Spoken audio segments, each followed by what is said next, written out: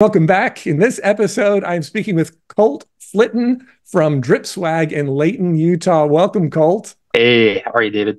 I'm doing great. It's so great to talk with you. The reason that Colt is joining me on the podcast today is that he's been going through our Total Market Domination course and he posted something in our portal recently and I saw it and I'm like, this is so cool. You're accomplishing so much so fast. And I was hoping you'd come on and sort of share what you're doing and how you're doing it to benefit everybody who's watching us. So I appreciate you coming on. Yeah, absolutely. Looking forward to chatting more. Cool. So what you said is I hit 158K in sales in April and 175K in May. The course was very helpful in getting me to these stretch goals. Now it is rinse and repeat. I take time daily to review each module. When you're hitting stretch goals, that's so awesome. It's really an accomplishment. So tell me about that. First of all, what does that feel like when you're targeting something and you're able to get there? Yeah, I mean, it's super satisfying. And for me, most importantly, it's kind of that mindset, right? A lot of times we're our own worst enemies or our own worst critics in the sense of it's like, oh, everyone can do that but me. And if you look at the top performers, whether in or outside of this industry, you look at some of these millionaires, billionaires, and a lot of time, and I've been guilty of this, you think, well, that's great. They can do it, but I can't. And so a lot of this with this program is having that mindset of like, hey, no, I can do this, and having that belief that, good things will come. And it does take time, but it's in the details. And that's why, like, reviewing the program consistently to be able to set yourself up for success. Obviously, the program's tried and true. Outside of myself, there's a number of other amazing testimonials of success stories and whatnot. But the biggest thing for me going into it was, okay, if these people can do it, then so can I. And then just really being diligent in going in and doing that because, again, we all have the same opportunity and we have the blueprint. It's now just executing and, more importantly, like believing in yourself that you can actually accomplish big things. You raised so many great points there. I feel like a lot of it pointed back to the mindset, just the belief initially that, yes, I can do this. And I know we run into that with a lot of people when we're talking to them about the program. A lot of the things that we come up against are people say, well, I'm not sure if what the program is going to do is going to work. And then the other part of it is, I'm not sure that it's going to work for me. And for people like yourself and others who have gone through the program and gotten success from it, that sort of alleviates their concerns that, well, yeah, the program can help me to accomplish it, but can I do it? So in your mind, how do you get from sort of, I think I can to like, yeah, I'm going forward and I'm doing this? Yeah, and that's $1 million question, right? If I had the perfect answer to that, I'd probably be a millionaire and have written multiple books. But I think for me, it's just that battle internally that you have to face every time you wake up. Each day, it's a new day and opportunity. And I thank God for those opportunities. And, just looking at, okay, what can I do, even albeit 1% better from yesterday, to capitalize on some of these successes. And there's a lot of things I can't control, right? Especially in this industry, we put a lot of faith in different suppliers and things like that to pull through and do their part. But I can only control what I can control.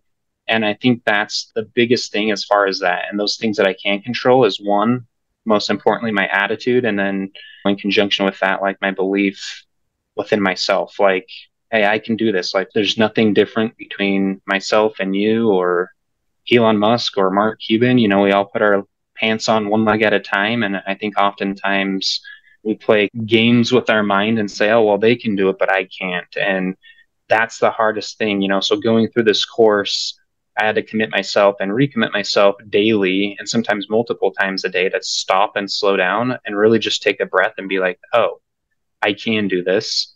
And that's the thing, we're talking about the many successes that I've had in a relatively short amount of time. But along with that, there's been just as many learning opportunities and struggles and things of that nature. So I know we're only talking about the good stuff right now, but there's challenges every day, and that's the biggest thing is just staying committed and not taking your eye off the prize. Yeah, one of the biggest rules we have in the course is don't disappear. It's Yeah, like, yeah. just don't disappear. Just do one thing.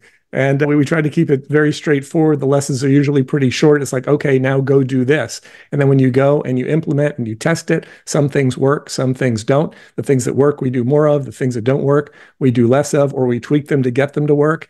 And that's where a lot of the magic happens. When you mentioned the idea of doing things even 1% better, that also really ties into one of the core concepts that I believe in, which is that it's not really about doing a whole lot of new things. It's about doing the things that everybody has to do, but just doing them better.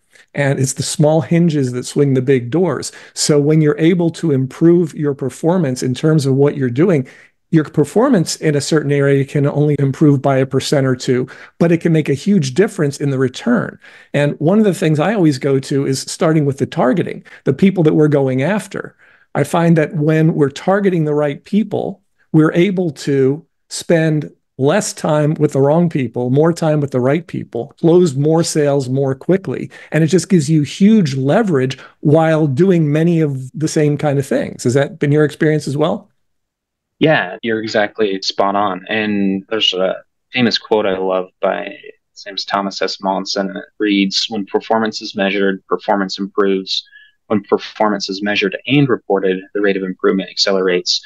And I think sometimes, more often than not, what happens in these scenarios or situations is we're kind of gung ho, but we don't really have a plan traditionally, and we go out and we try to do that, and we just become that hamster in the wheel scenario, and you kind of run in place, and that's where you get frustrated. And that's where, like, going back to this program, it really forced me to stop and take a step back as I leveraged those metrics that you had daily, and again improving upon those 1% at a time. It's like, okay, cool, I made 35 calls today.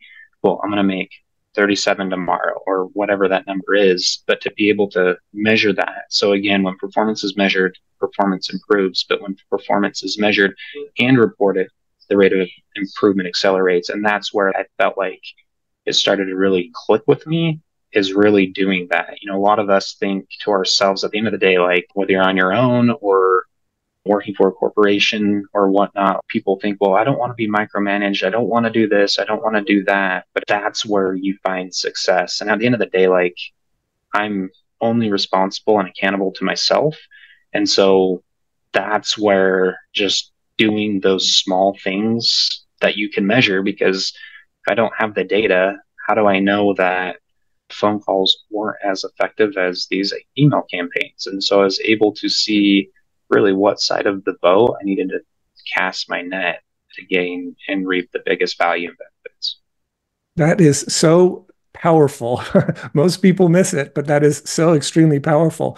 One of the things that we added to the course fairly recently was an activity results wins sheet, which basically said, okay, we're going to track a few metrics on a daily/weekly basis. And we're going to determine what's working and what's not just by this one line of metrics. So it has things like, okay, how many customer outreaches did I do, whether that's phone calls or whether it's emails or whatever that number is. And then of those, how many of those people was I able to get qualified in or out? Are they interested in moving forward? Are they not interested in moving forward? Where do they fall on that? How many offers did I make today? How many product offers or how many proposals did I put out today? So all of these different things, and there's several more, but looking at all the individual components or wins that happen on a daily and weekly basis to say, okay, what did that ultimately get me in terms of how many of these offers were accepted and how much revenue did it generate for me during this particular week? And there are some weeks where I'm doing a lot of work and I'm not getting a lot of revenue. And there are some weeks where I may be doing less work, but I'm getting more revenue. I may not be doing as much outreach during those weeks, but I'm closing more sales. And so the accountability part of it, as you mentioned, I think is critical.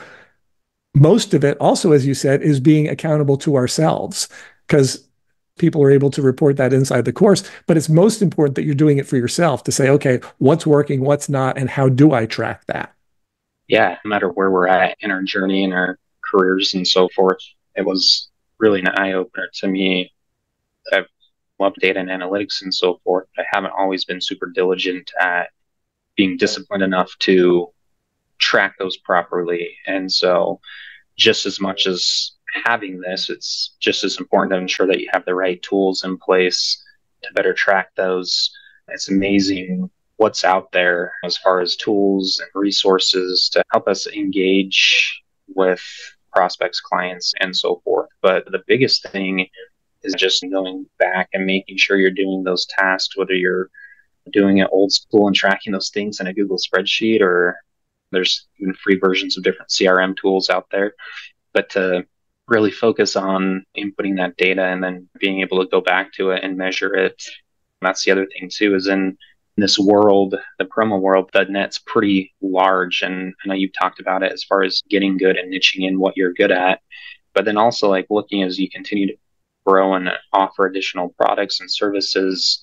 And a lot of times you already have champions and raving fans. So it's easy to go back to the well and ask them for, like, hey, did you know that we now do business cards? We now do print. We now do this, and having those additional touch points rather than trying to overeducate them and have them drink from the fire hose to where they may remember that you do one thing. But again, with the technology, we're able to automate a lot of things and really educate our prospects and clients as to what we do and what we do really well. And then it's just being top of mind is really the biggest thing. Everyone always has a project or an opportunity to work on. It's just being top of mind. So, Yeah. It's interesting when you talk about things like accountability and tracking and technology, that can sound overwhelming to some people. And I think one of the things that has worked well for us in our work with our clients is to say, okay, how can we do this as simply as possible? What is the simplest way to do this? So, for example, when we're talking about customer reactivation, we've got some templates that people can use. You can just basically say, okay, I'm going to send this out on day one. I'm going to send this out on day five. I'm going to send this out on day 8. And I'm going to track the results. I'm going to know what works and what didn't. And it doesn't have to get crazy. yeah, yeah. And that's the thing, is a lot of times we think we have to overcomplicate it, or we have to try to reinvent the wheel because it almost seems sometimes too simplistic or too simple, that it's like, why would I do that? That seems too simple to send out this email or to do that. But again, that's what I loved about the course is, with yours and others' expertise and industry experience, it really makes it pretty awesome as far as allowing us not to have to go and do that and reinvent the wheel. And so that alone for me was well worth its weight in gold, because again, I tend to overcomplicate things because it's like, oh, well, that just seems too easy. And then that's the doubt thing comes in mind. That's not going to work. That's too easy. Why would I do it that way? And in all reality, it's like, oh, actually, it is. And that's the thing. Like for me, I've done a number of these different courses throughout my career in different industries and verticals. And, a lot of times it was on my end, not so much the course's fault, but like I would deviate from the course, right? And I try to go off the path just a little bit to be like, no, like I think if I just went over here just a little bit, and then the next thing I know, like I'm lost in the woods and I'm, hey, your course doesn't work. It's not for me. It worked for everyone else, but not for me. And it's because in the past, I've again deviated and didn't really quite make my way back to the path. Where if you just stay to the path and stay to the course, like it'll eventually come. The biggest thing too is not just you have the tools and the resources, but still you have to pick up the shovel and get to work. So it still relies heavily on you as us, the individuals that are in the course. And that was, the biggest turnaround for me is like when I went into this, I committed to myself that after reading the testimonials that, hey, yeah, it's worked for people, so why can't it work for me? And then second to that was setting those goals and those metrics and sticking to it. Some days the phone felt like it weighed 10,000 pounds when I'd go to pick it up to make a phone call. Or I'd sit in the parking lot and be like, no, they probably don't. They're probably not even here today. It's a Friday afternoon. And there's many times where I wanted to just, but I'd go in and usually what would happen is those were some of the best conversations of people like, oh yeah, we are looking for this, we're looking for that. So again, there's multiple ways to look at this, but ultimately for me, it's just staying true to the course and really not deviating, because there's not a sense to do that, because there's a bunch of knowledge and many decades of industry experience. So that was very helpful to me. But it was one of those things that I had to commit and recommit myself daily to do and follow. Yeah.